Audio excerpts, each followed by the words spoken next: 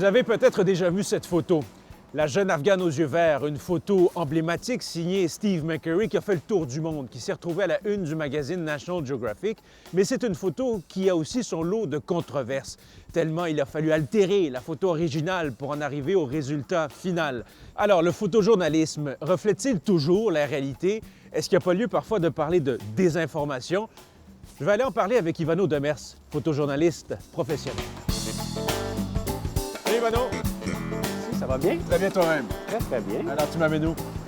On va faire une petite séance photo vite, vite. Une vraie, là? Oui. OK, parfait.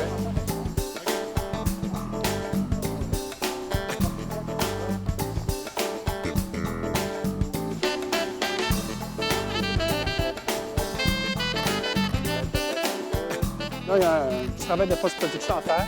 C'est là que la magie opère. Alors, Ivano, là, on commence le travail de post-production. Ouais. C'est là où on commence à jouer un petit peu avec la réalité. Oui, on va faire les étapes une par une. OK. Le recadrage, la densité, l'exposition.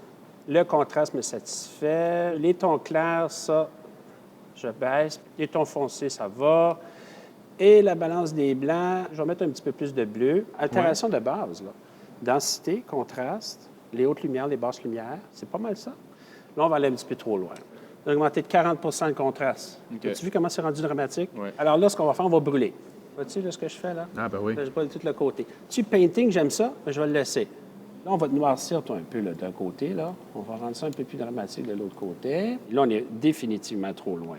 Après ça, on peut avoir le graphisme. Le pupitreur voit la photo, il va choisir un titre. Là, le journaliste va mettre un texte qui va l'accompagner. Ça influence notre cerveau à chaque fois. À chaque étape, ça influence notre cerveau. Il y a eu un reportage dans le sud des États-Unis où il y a des images de base assez fortes déjà. Puis le photographe a décidé, mais vraiment d'aller trop loin. Les couleurs sont tellement, en bon français, crinquées qu'elles deviennent dénaturées. Il y a cet autre là, qu'on voit avec cet homme torse nu. Croix-gammée, là. Ouais. Bien là, le photographe a voulu isoler la croix gammée. Toute la zone à l'arrière, autour, a été mais vraiment brûlée de façon complètement ridicule. Il n'y a plus de détails sur les côtés. Puis j'avais été à côté du photographe, c'est pas ça que j'ai vu. Là. On fait pas notre travail, puis on n'aide pas personne en faisant ça, parce que c'est de la désinformation, tout simplement.